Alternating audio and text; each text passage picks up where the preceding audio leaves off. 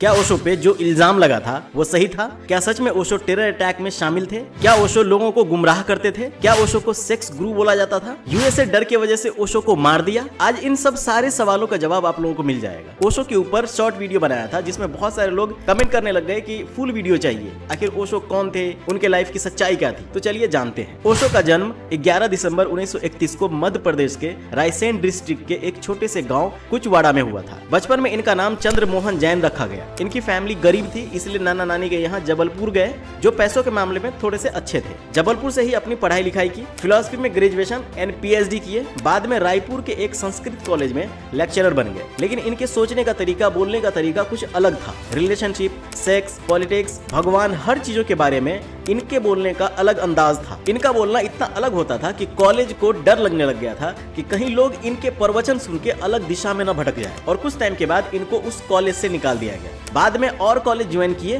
But वहां से भी इनको निकाल दिया। उसका सबसे बड़ा रीजन था, देश में इनको लेके बहुत सारी बातचीत होने लग गई थी। जैसे मैंने बताया ना कि इनका सोच बाकी फिलोसोफर, लेक्चरर या गुरु सबसे अलग था। देश में नेता के खिलाफ बोलते थे, गांधी जी के खिलाफ बोलते थे। इनका कहना था कि रामायण, कुरान, बाइबल कुछ मत पढ़ो, बल्कि म्यूजिक के साथ रहो, नाचो, झूमो और तपस्या करो। इनका तपस्या करने का वे बहुत अलग था। इसलिए आपने हमेशा सुना होगा कि ओशो के चाहने वाले नाचते रहते हैं, झूमते रहते हैं, म्यूजिक में मगन रहते हैं। ओशो भगवान में नहीं मानते थे। इनकी इसी तरह की विचारधारा से बहुत सारे लोग जल्दी ही फैन बन गए और बहुत सारे लोग इन्हीं विचारधारा की वजह से इनको हेट भी करने लग गए। जो गांधीवाद थे वो पसंद नहीं करते थे। इनका सेक्स को लेके जो विचारधारा थी वो लोगों को और भी आश्चर्यचकित कर दिया कि कौन है ये शख्स जो सेक्स मोक्ष की बात करते हैं। तो जिस रफ्तार में इनका फैन फॉलोइंग बढ़ता गया, उस रफ्तार में दुश्मन भी बनते गए। 1960 से लेकर के 1970 तक पूरे भारत भ्रमण किए और हर जगह अपने प्रवचन से लोगों के दिलों में जगह बना लिए और उसी दौर में अपना नाम रख लिए आचार्य रजनीश। इनका कहना था,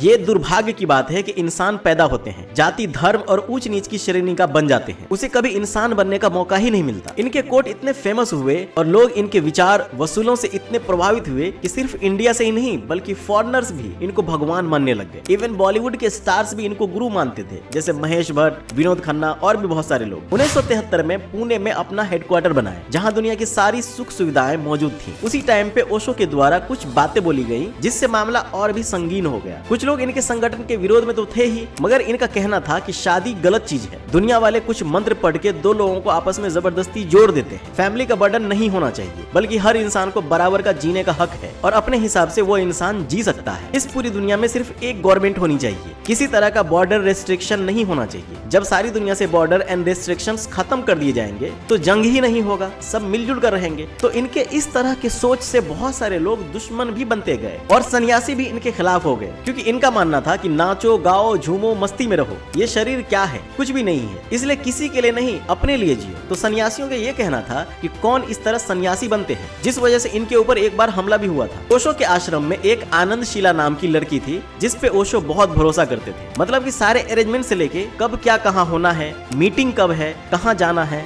आश्रम में सन्यासी को मैनेजमेंट कैसे करना है, आश्रम मैनेजमेंट प्लस ओशो का वर्क मैनेजमेंट सारा देखती थी। मतलब कि ओशो के फेवरेट थी वो। कुछ का कहना है कि 1981 में ओशो की तबीयत खराब हो जाती है। आनंद शीला के सजेशन पे यूएसए चले जाते हैं, जिसमें ओशो, आनंद शीला और कुछ सन्यासी शामिल थे। मगर कुछ का कहना है कि उस वक्त के प्राइम मिनिस्टर इंदिरा गांधी को ओशो की विचारधारा से प्रॉब्लम थी और इनके पॉपुलैरिटी को देखते हुए उनको और भी प्रॉब्लम हो रहा था। एंड WRSP के अकॉर्डिंग ओशो के ऊपर काफी इल्जाम लगा था, जैसे कि criminal behaviour, prostitution, drug trafficking, gold smuggling, money laundering and tax evasion. और इनको चारों तरफ से बहुत प्रेशराइज किया गया, जिस वजह से यूएसए चले गए। वहां पे इनके सन्यासियों ने ओरिजिन में 35 एकड़ जमीन खरीदे और वहां पे भी आश्रम ओपन किए, जिसका नाम रखा गया रजनीशपुरम। और कहते हैं कि रजनीशपुरम सिर्फ एक आश्रम ही नहीं रह गया, बल्कि एक सिटी टाइप का बन गया। इनके भाषण और इनके कोट से यूएसए के अमीर से अमीर इंसान इनके भक्त बनते गए और लग्जरी कार्स की तो लाइन लगी रहती थी वहाँ। 10,000 से ज्यादा मकान बन गए, एयरपोर्ट ओपन हो गया। एंड जिस हिसाब से इंडिया में इनका तहलका मचा हुआ था, वर्चस्व था, सेम उसी तरीके से अमेरिका में भी हो गया, जिस वजह से अमेरिकी गवर्नमेंट थोड़ी सी हिल गई। वहाँ पे भी लोगों ने इन पे इल्जाम लगाया, इनके आश्रम में खुलेआम सेक्स हो रहा है, हमारे गॉड के खिलाफ बातें बोली जा रही है। फैमिली को भड़काया जा रहा है। उस वक्त के प्रेसिडेंट रोनाल्ड रेगन को खतरा था कि जिस हिसाब से ओशो का फॉलोवर बढ़ रहा है, आगे कहीं ऐसा न हो कि हम पे ही भारी पड़ जाए। तब जाके इन पे बहुत सारे इल्जाम लगाए गए, जैसे सेक्स गुरु, यूएसए का रूल तोड़ना, इलीगल तरीके से आश्रम चलाना, बायो टेरर अटैक, लोगों को पॉइजन देना, लोगों को गवर्नमेंट के अगेंस्ट भड़काना। फिर रोनाल्ड रेगन के ऑर्डर पे ओशो को अरेस्ट किया गया। 12 दिन के लिए उनको उस जेल में भेजा जाता है जहां ऑलरेडी बीमार लोग रह रहे हैं, ताकि उनसे कोई बीमारी ओशो को हो जाए और वो मर जाए। बट 12 दिन तक उनको कुछ नहीं हुआ और कहते हैं कि 12 दिन में अमेरिका के अलग अलग 6 जेल में उनको भेजा गया। एंड कहते हैं कि वहीं पे उनको थीलियम नाम का स्लो पॉइजन इनके बॉडी में डाला गया, जिससे कुछ टाइम के बाद इनकी मौत हो जाए। ओशो का कहना था कि जब ये जेल में थे तो उनको जबरदस्ती फॉर्म साइन करने को बोला गया एंड बोला कि फॉर्म में अपना असली नाम नहीं बल्कि डेविड वॉशिंगटन लिखो, अगर ऐसा नहीं किया तो स्टील के रॉड पे तुमको बैठाया जाएगा। जेल में इनके साथ बहुत बदसलूकी हुई, इल्जाम लगाए गए, जबरदस्ती साइन करवाया गया। फिर 12 दिन के बाद रोनाल्ड रेगन इनको कहते हैं कि ठीक है, आपको हम छोड़ देंगे, लेकिन इसके लिए एक शर्त है, $4 लाख